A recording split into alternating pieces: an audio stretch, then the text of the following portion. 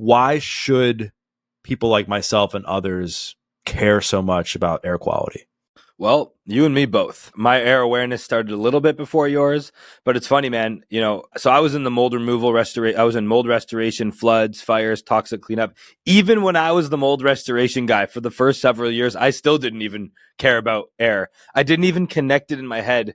I was abating asbestos, mold, toxic cleanup, and I still wasn't really even air aware. Like, it's crazy thinking back on it, like how we could be so deep down our health journeys and then we're always unlocking new levels of awareness. And then it's like, I can't believe I wasn't aware of this. And I'll start by saying why I think we're not aware, because I feel like foundationally that's really important.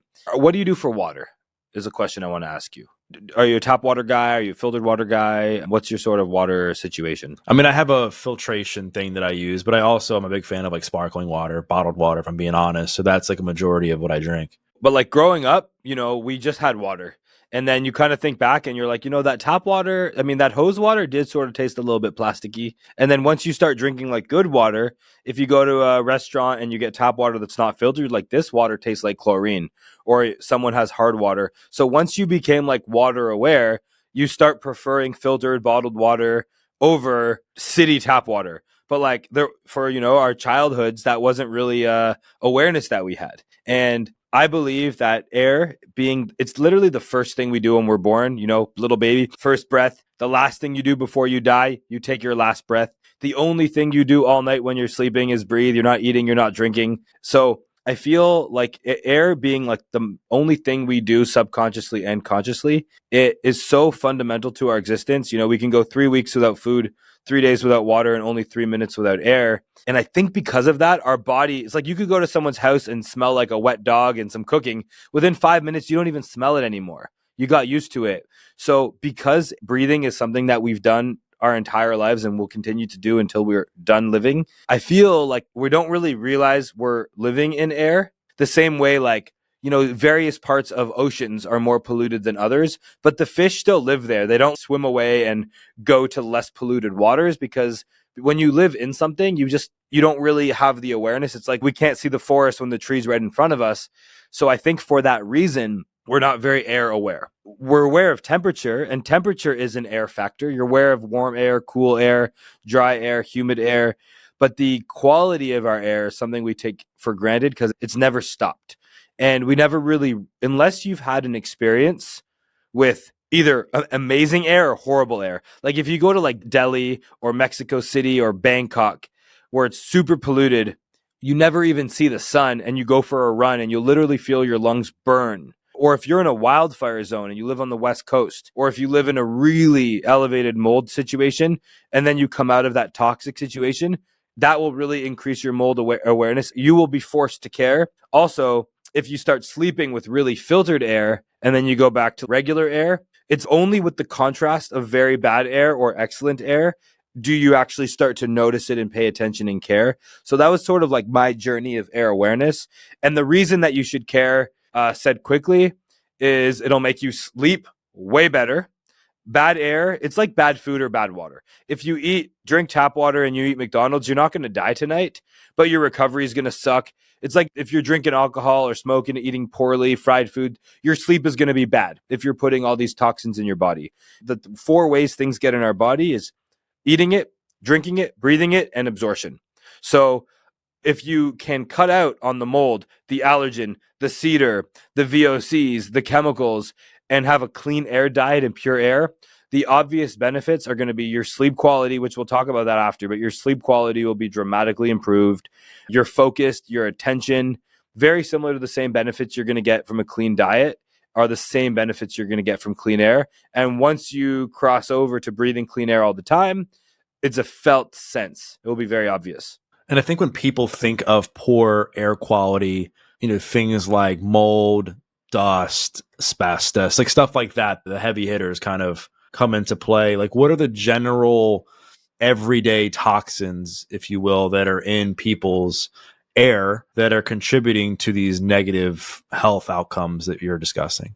And dust is an interesting one because dust itself isn't necessarily horrible, but dust is a symptom of bad air. That's why you don't see dust outside. It's not on the street. It's not on the sidewalk. It's not on the lawn. Dust is an indoor air problem. And that is a byproduct of our homes being built too tight. They're designed to keep the heat in the winter and the cool in the summer. But our homes are these airtight sealed boxes where all of the indoor pollutants stay in. The outdoor pollutants come in and can't get out. So dust is also, it acts as a vessel. So mold spores during COVID particles, allergens, they can really hitch a ride on dust. So dust is a symptom of bad air, which tells you that you don't have great air or you should not have dust.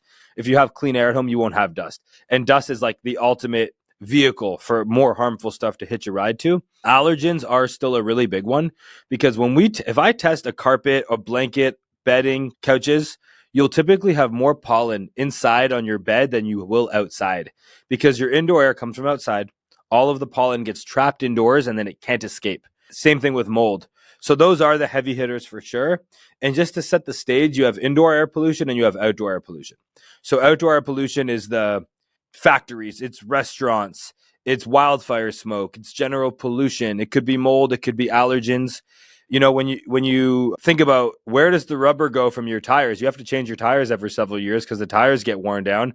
All that rubber goes in the air. Like pretty much anything that you can smell ever.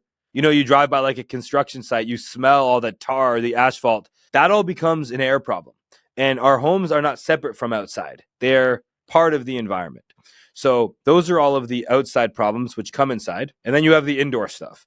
So you also have mold that originates from high humidity indoors, but then you have cooking.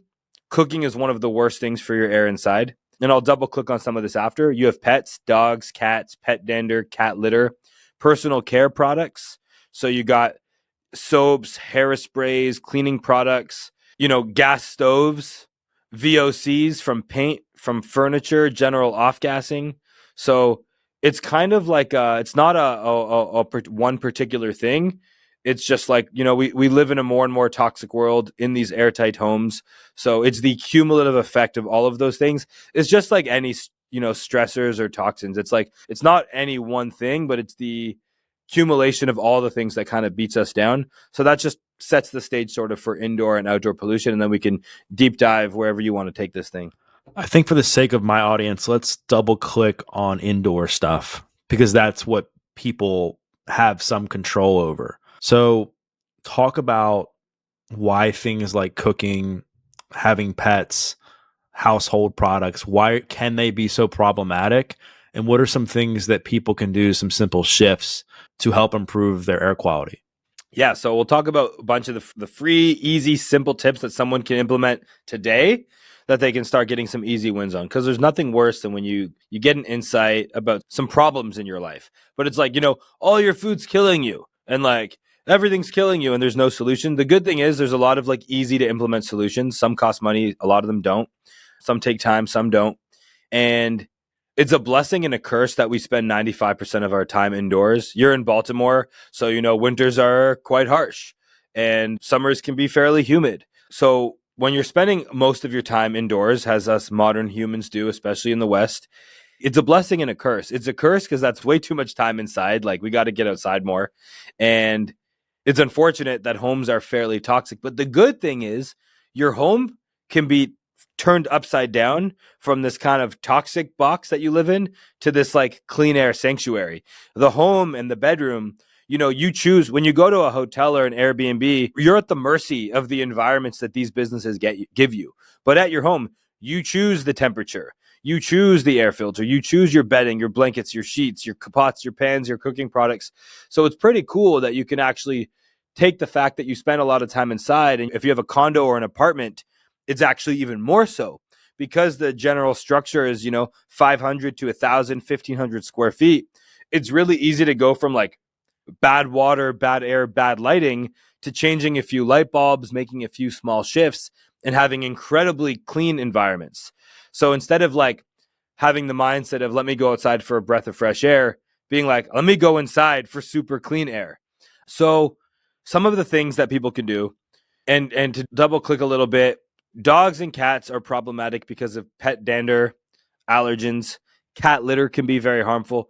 Cooking is also a really interesting one. So when you take high heat and proteins it gives you something called polycyclic aromatic hydrocarbons, PAH. When I used to be restoring homes after wildfires on the West Coast, we would test homes for PAH. That's something that would happen when there were wildfires and when homes and cars would burn.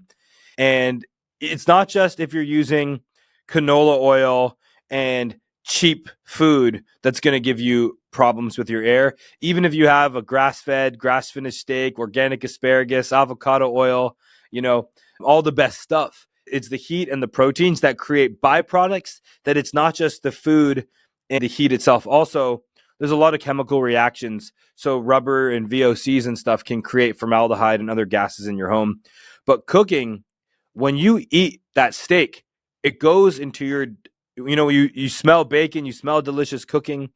It goes into your digestive process, which has all of the necessary acids and processes to break down the food, extract the nutrients, filter out the rest. When you breathe in that stuff, it goes into your respiratory system, which causes irritation, inflammation, exasperated breathing problems. And it's like, how recently did humans even start cooking indoors? Like, we only started building roof over our heads and airtight homes in the last 100 years or so. Now we literally have gas ranges in our home and we cook at high heat, and most range hoods don't work very good either. So to kind of set the stage there, cooking indoors is kind of a new thing. And I think we're sort of consolidating these like new boxes that we call homes and condos and apartments that we live in. So a few of the things that someone can do immediately, like step 0 would be cooking. Definitely upgrading your, like, the little things like upgrading your pans. Non-stick pans that are old and scratched up definitely pollute the air more. And I'm not an expert on all things, but what I do get the insights into is what makes the Jaspr go crazy, what makes the air sensors go crazy. So I'm able to see, like, there's a company called Branch Basics that makes really good cleaning products. Those products don't spike your Jaspr, whereas Lysol, Clorox do. So I get to see like what has impact on the Jaspr and then kind of do a deep dive from the air perspective. Same thing with cooking. Like, if you're cooking really cleanly, it's better. So range hoods are a really big one. Most people, you can do a test on your range hood right away. So take a tissue, turn your range hood on fan speed 1, hold it up, and make sure it actually grabs the tissue. If it's not pulling the tissue up into the vent, that tells you it's not actually sucking in. Another thing you can do with range hoods, make sure it vents outside. A lot of people are going to have range hoods that actually just vent into the cabinet above, or vent into their attic, vent into the crawl space, vent into the drywall cavity. You want to make sure the vent is venting outside. Of course, if you're in a building or if you rent, you can't control that. So making sure the vent is actually venting. And then when you're cooking, especially if you're boiling stuff and it's convenient, use the back burner more than the front burner, because the burner in the front captures way less gas and particles than the back one would, because it's more directly under the vent. Same thing goes for your bathroom fan. So a lot of people think bathroom fans are just for the poop smell. It is for that, but it's really for the humidity. So it's designed that when you're showering and you think about how much moisture you can collect in a towel. Well, if you're not venting that, all of that humidity is just dumping into your house. So if you can do that same tissue test with your bathroom fan, make sure your bathroom fan is pulling. If you have a house with an attic, go up there and check and make sure that's not just dumping in your attic. Because if it is, it's going to give you a big mold problem instead of venting that right outside. So make sure your vents are actually working. Don't wear your shoes inside. If you have a dog or a cat, groom them regularly. If you use a dust-based clumping cat litter, switch to a pellet-based litter that doesn't aerosolize. You should not smell cat litter like a toxic smoke cloud every time your cat uses a litter box. The no shoes inside are a big one. Getting your ducts cleaned or your carpet steam cleaned every 2 to 3 years is a big deal. Having a high quality vacuum that ideally has a HEPA filter. And then when you cook, if the weather is permitting, open your doors, open your windows wide. Like, open them wide. And a little thing I do that's not super practical all the time, but we actually have like a camping stove and we cook out. So we barbecue a lot, and we actually take our camping stove to, like, there's a lake park near our house. We cook outside. We go and make our eggs and our bacon and our dinner at the park all the time. It's fun for the kids. It's fun for the family. Like, cooking outdoors is just, if you don't have to go on a camping trip to cook outside, it feels awesome. So that's just like a bit of a brain dump at a bunch of stuff that people can do right off the bat. Closing the loop on the cooking stuff. I know you mentioned testing the fan, getting a range hood, using the back burner more than the front burner on the stove. Anything else that you think people can easily fix that they're regularly doing every day that can improve their air quality? When you start cooking, you don't usually smell it, but like if you come home and someone else is cooking, you really smell it. You should not smell cooking that much because that's telling you everything is in your air. And it's pretty cool if you think about it. A way to think about this is if you take a bathtub and you put in like 3 or 4 drops of red food coloring, that red food coloring doesn't stay like isolated and swim around. It instantly, within seconds, equally distributes all of the water. All of the water will be a little bit red. Air works the exact same. That's why when you're cooking, the Jaspr, for example, will spike even if it's across the house. Same with cooking. You can smell the cooking everywhere in the house. Literally, that those particles have fully filled the entire air in the home. And it's not like it just leaves. So that those toxic particles are getting embedded. Anything in your house that can get wet absorbs air. Carpets, furniture, clothing, mattresses, pillows. So even though the smell dissipates, it's those byproducts, the PAH, the hexavalent chromium, sulfur dioxide, that stuff all just gets embedded in all of your materials and it stays there. So when people have like wildfire smoke that blows through, once the smoke is gone, it's not gone. The part that you can smell is gone, but it gets trapped inside. So the biggest thing you could do is really opening your windows is a big one. Like opening 2 windows, ideally on opposite sides of the house to create the cross ventilation.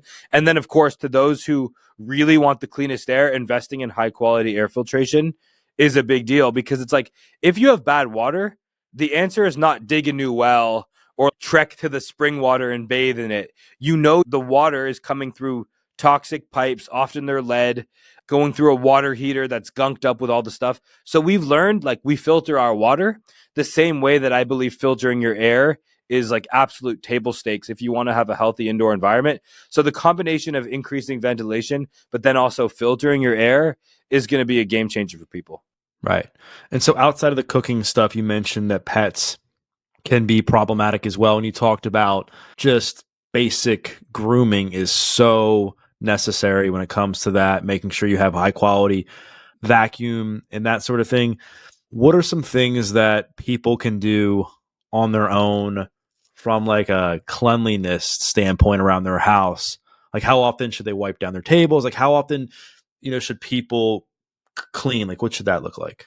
That's a great question. I'll start with a story, and then I'll give you my personal like healthy home hygiene tips.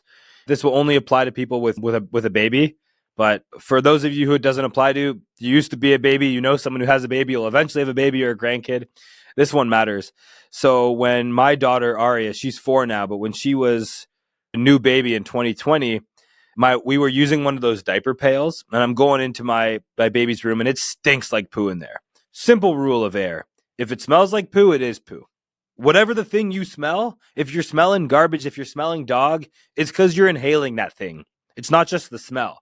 If you smell the rubber from the tires, you're breathing tires. So if you're smelling poo, it is poo. And if it smells like, if it's poo, it's bacteria, E. coli, enterobacter.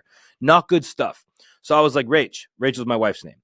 I was like, Rach, I really think you ought to start taking these diapers directly outside and not putting them in this diaper pail. Clearly, this diaper pail is not airtight because if it was, why does it smell like poo in here? And, I'm fortunate to have thousands of dollars of air quality testing gadgets because of my decade in consulting and testing people's air. So when you test the air in a baby's bedroom, man, the bacteria is off the charts.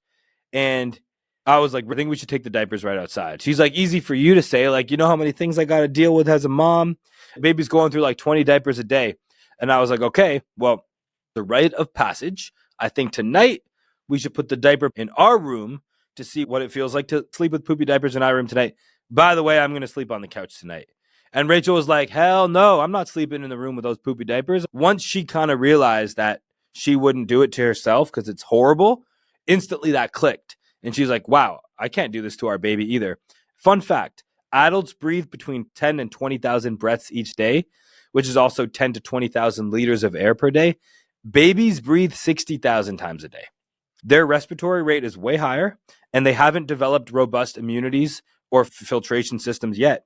So poor baby can't talk, can't advocate for itself. It's trying to form, its brain is developing, it's growing at these incredible rates, and it's literally living in a bacteria toxic wasteland. And another thing, this doesn't just apply for babies, but it's a big one for babies. Everybody's getting the nursery ready for baby. They're doing all the stuff. They're getting the fancy cribs. They're painting a fresh coat of paint. They're putting all this new stuff in. All of these things are off-gassing tons of VOCs. And so if you can, get baby's nursery ready way before you think you should. You can either have an air purifier scrubbing the air, leave the windows open on a nice, let that breathe out. Same thing like when you're renovating anything, or when you're buying new furniture, if you buy like a new table, put that in your garage or in a room and leave the doors open, let it off gas. Like when you get a new bed and it stinks like formaldehyde, it's because it is formaldehyde. Things need to breathe.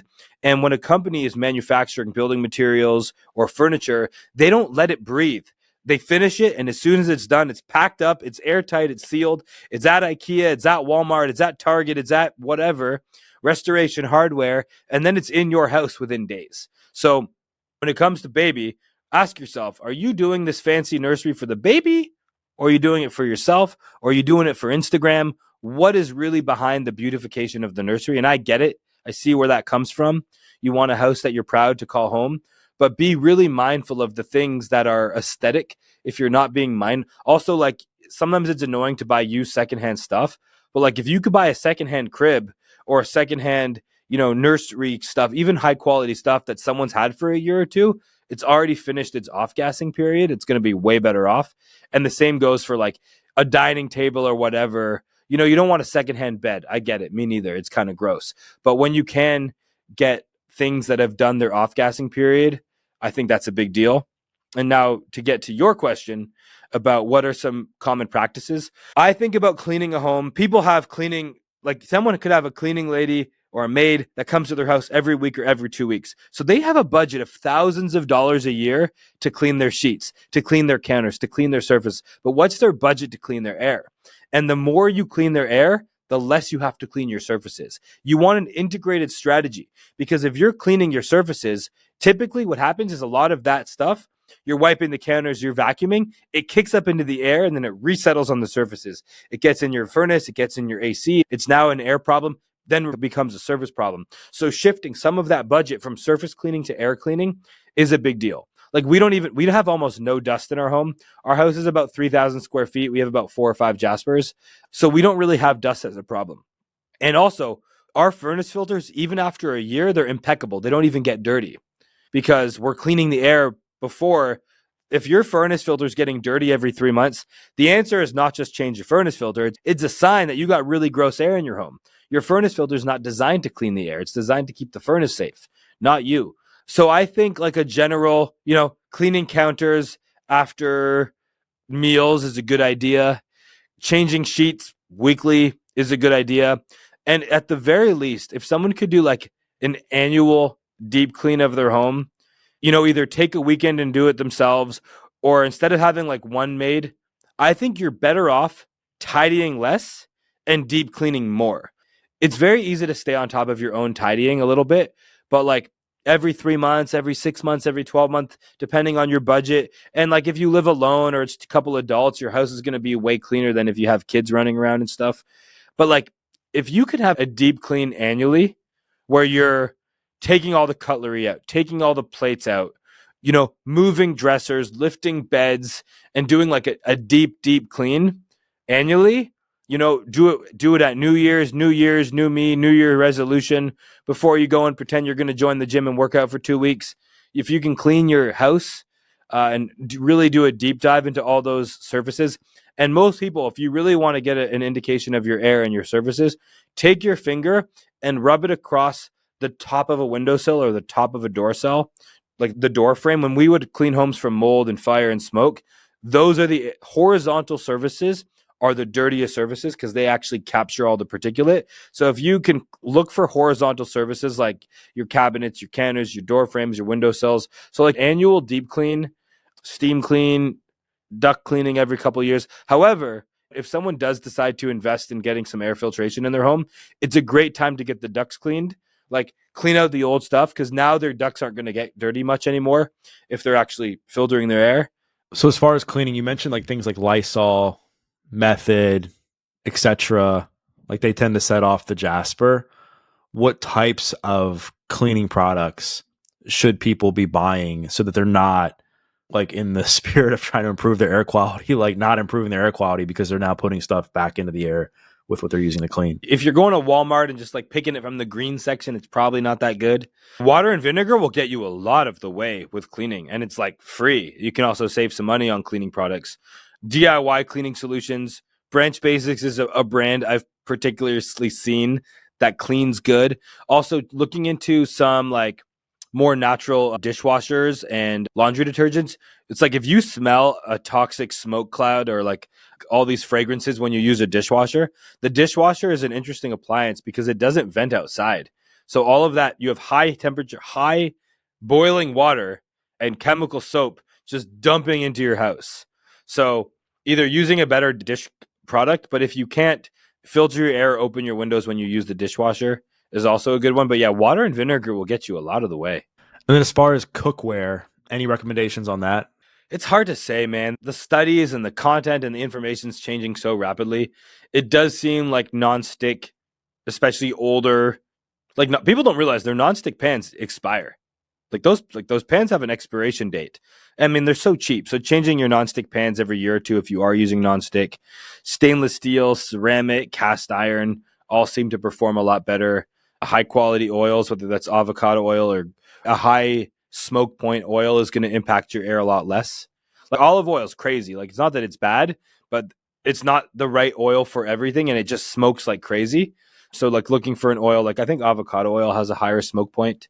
But yeah, it's true. Like, filtration is not the only answer. Mitigating the sources themselves is a big part of the battle.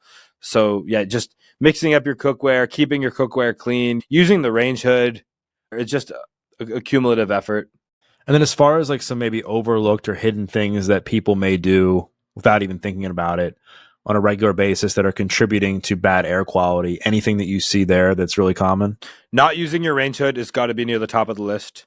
And I don't think allergies and mold can't really be understated because, like, they say 70% of homes in America and Canada have mold. And of that, it's not often like the black, visible, physical mold that's like a big patch under the kitchen sink. It's airborne mold. And man, nothing breaks my heart more than when somebody they move into a new house and they're sick and then they go and do mold testing and they gut their whole home looking for the mold, playing whack-a-mole everywhere. But they did not need to do that. It's like if you have bad water, are you ripping up all the pipes in your home or are you filtering your water?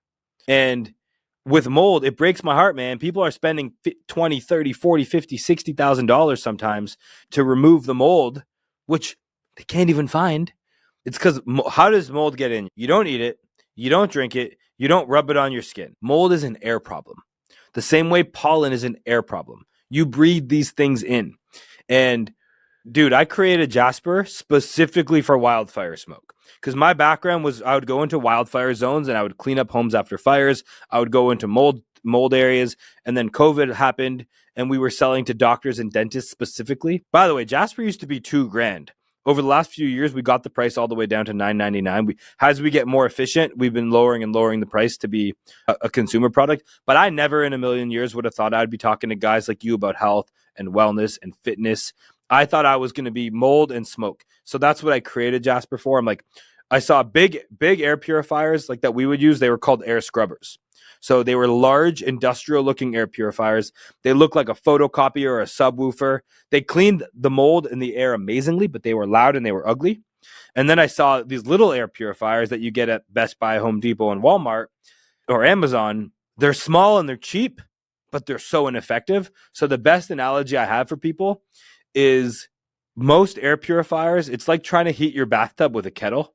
So if you think about it, a kettle is awesome at heating water if you're trying to make a cup of tea, but you cannot heat your bathtub with a kettle because if you try, the water is going to cool down faster than you can heat it up. You need a water heater. Just like you can't fill your swimming pool with a water heater. You need a pool heater. You can't pull your boat with a golf cart. You need a truck. Different size tools for different types of jobs. And most of these little plastic air purifiers that people buy, it's not that they don't have a HEPA filter and the filter doesn't work, but they don't move enough air. They're not big enough to get the job done. So because I created Jaspr for like toxic wildfire smoke situations, it's overkill for a home, which actually made it perfect for the home, because that's why it can be silent and still move a lot of air. And that's why we made it out of steel instead of plastic.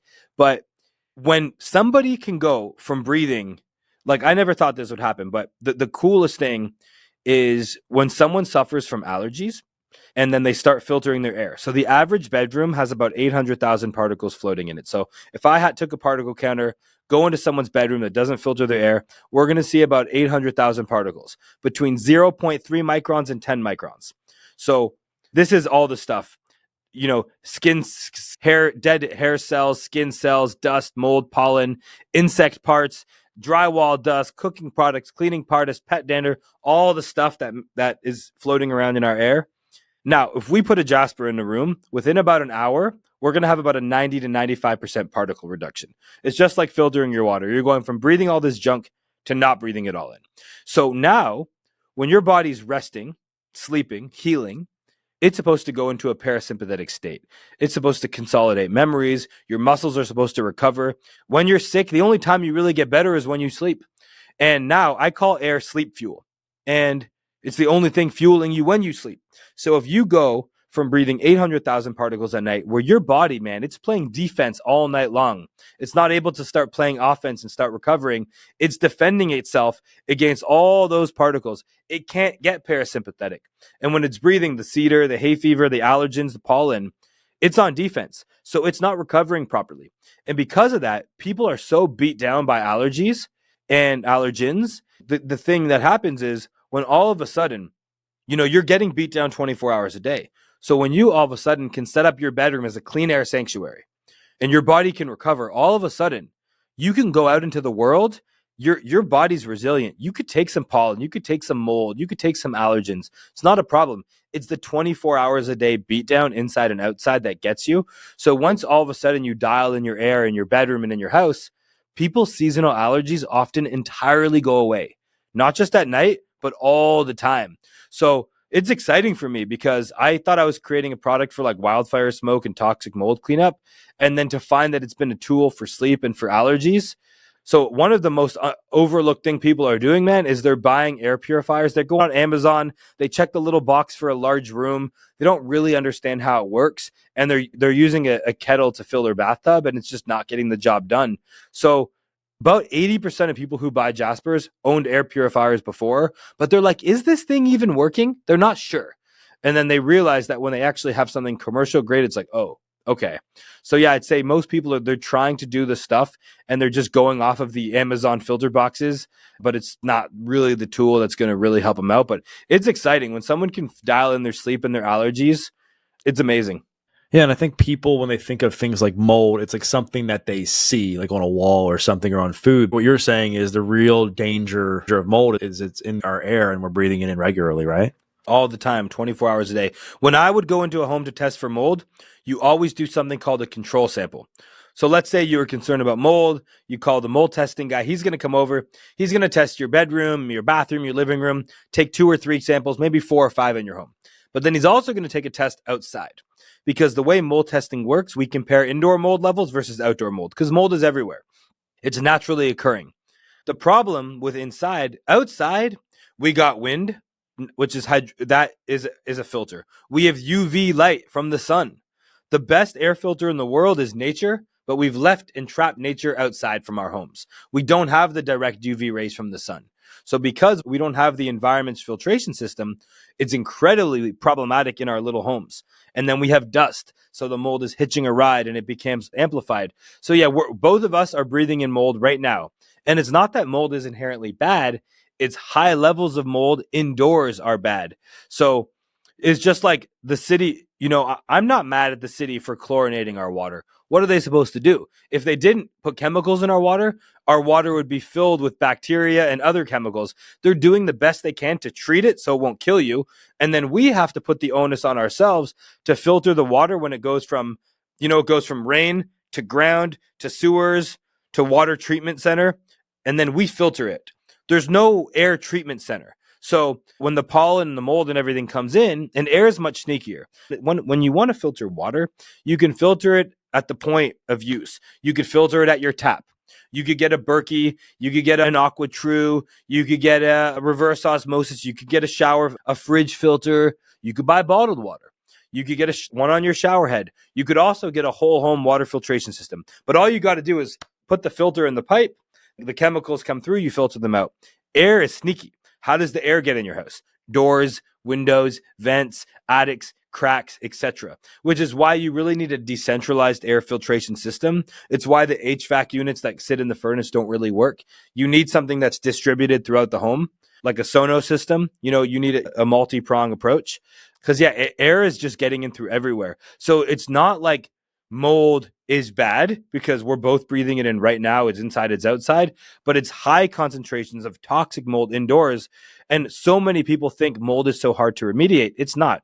If you have visible physical black mold growing, you call a remediation firm, get 3 quotes. Because typically the difference between a $2,000 mold removal quote and a $60,000 mold removal quote is how good they are at sales. It's coming from a former mold remediation guy. A lot of it is Hollywood. And how do you remove mold? We isolate the room, we contain it, we remove the mold, we double bag it, we wipe all the surfaces down with an antimicrobial cleaning product called like Benefect or something like that. And then we set up a commercial air purifier in the room that has mold and outside. And we're basically filtering all the air in your home while we remove the mold. And you don't even typically have to leave the home during a mold remediation job. So it was very exciting for me to not have to tell people to pay 20, 30, 40,000 and leave their homes. Yeah, if you got visible mold, you're going to want to get that physically removed. It's like a detox thing. If you have like a cancer or a tumor, you might want to get it cut out. But if you have mold in your blood or heavy metals, you detox it. You don't have to cut it out. You just want to start sweating more, drinking better water, going for runs, taking some supplements and stuff like that. So the same thing is, how do you detox mold? Sweat more, drink more water, and breathe cleaner air. So I'd love to discuss, like you said, you just recently ran a study with Jaspr, 100 people using them, tested with an Oura ring. Talk about the nature of the study and what the results were. We did 2 studies. One of them, I did an email and an Instagram post about this yesterday. So the EPA, mold is considered a pest. So you can't just have an air purifier and make mold claims on your website. If you put anything to do with mold on your air purifier's packaging, website, or anything, the EPA can seize your products and not allow you to sell. So the EPA is like, hey guys, you need to do a third-party lab study to show the efficiency and efficacy of your filter. So it has to be a third-party accredited lab.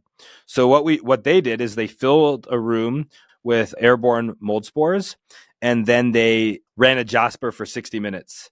And I will show you. Let's see if you can see visually the picture.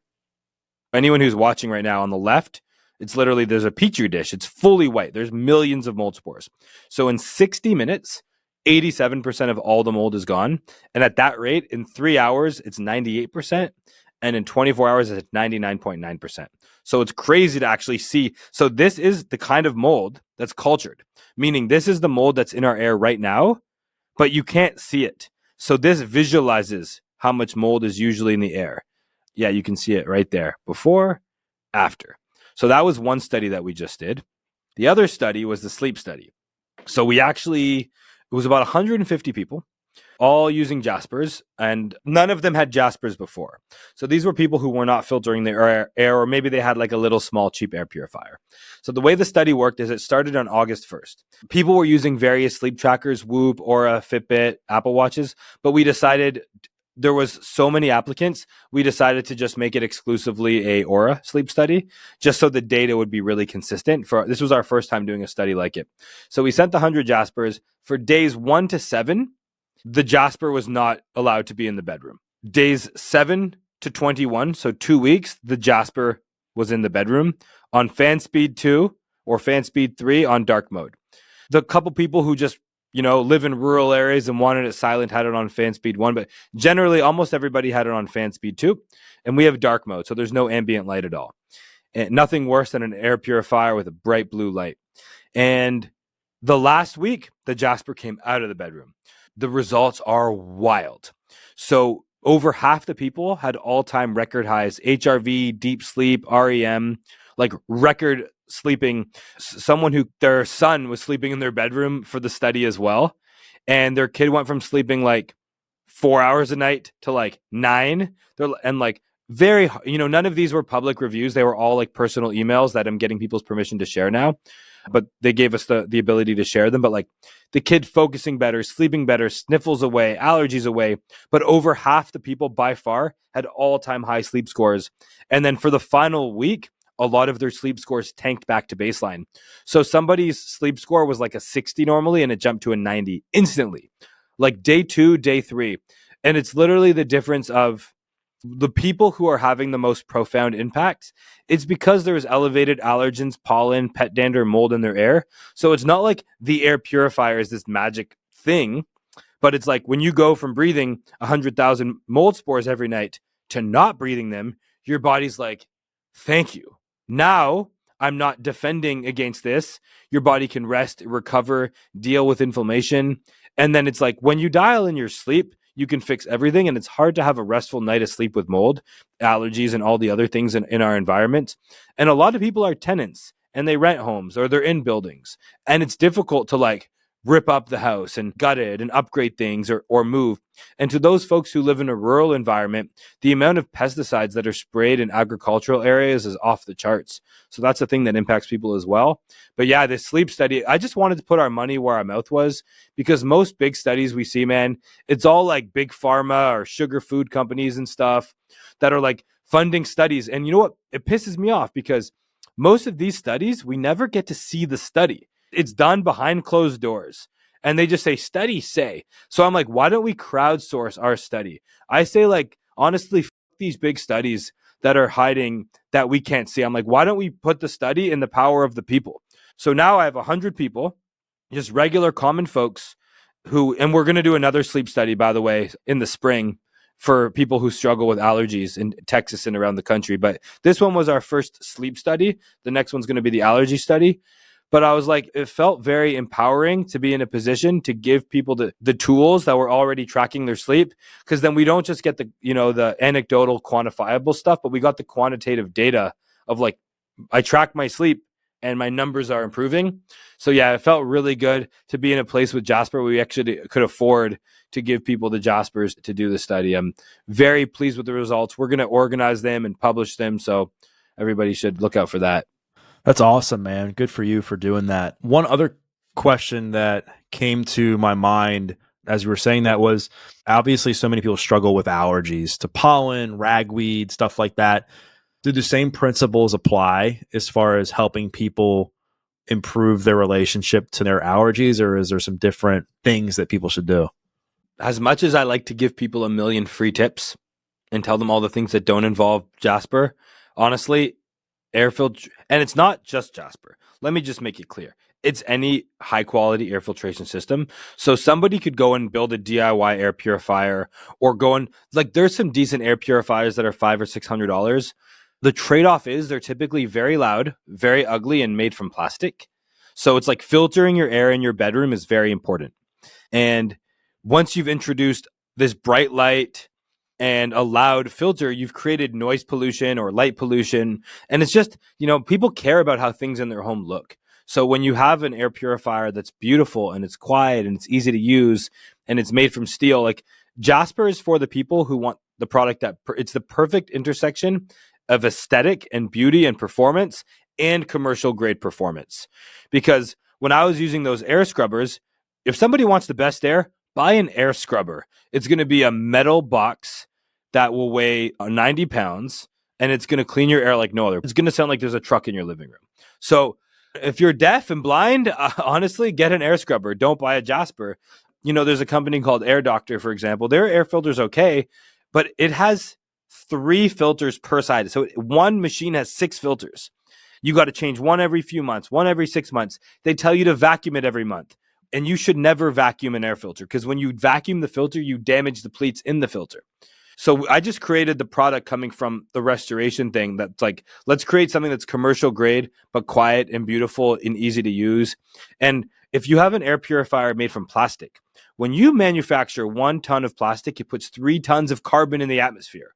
So it's like if everybody in the world bought a bunch of plastic air purifiers, we would be polluting the air at such a high rate. And most of them have a 1-year warranty because they're only going to last 1 or 2 years. Jasper's designed to last about 30 years. That's why we're able to have a lifetime warranty, because I care about sustainability. People like planned obsolescence. They want the TVs to break, the computers to break. We don't want that. We want this thing to last 30 years or more. And that's why it allowed us to do the lifetime warranty. So to really answer your question, when it comes to allergies, filtering your air with a high quality air filter in your bedroom is life-changing. Another reason we put our money where our mouth is, it's called the life-changing guarantee. If someone struggles from allergies and in the first 60 days, Jasper's not like completely changing their sleep game, their air game, their health game, we'll give them all their money back and take it back. Like, I'd rather somebody spend their money. Nothing sucks more than buying a product that doesn't make your life better. So we just put it out there. And the most air purifiers, they never sell one filter ever again. It's like buying a cheap printer and you never replace the ink. We have a 91% subscription rate. So 91% of people who buy Jaspers subscribe to filters, and under 2% of people ever cancel. It's much closer to 1%. Just like before our call, you're like, how do I get a second one? Like, when the thing is actually helping people want to spend their money on good products. When you're a hammer, everything looks like a nail, and nothing sucked more than when my nail was ripping up people's houses for mold remediation. If you do a mold remediation job, they come back to your house and we would test your house the day after the mold job. It's called a clearance test. Guess what? If you go back and why does it pass? It's because they had 2 air purifiers running the whole time. Commercial air scrubbers. If you have an air clearance test done a month, even a week after your mold remediation job, the airborne mold levels are back. So it's like you don't filter the water in your house once and then the water is filtered. It's an ongoing thing. You're always constantly filtering your water for life, and you're constantly filtering your air for life. So nothing really is more impactful than if somebody's struggling with allergies or sleep.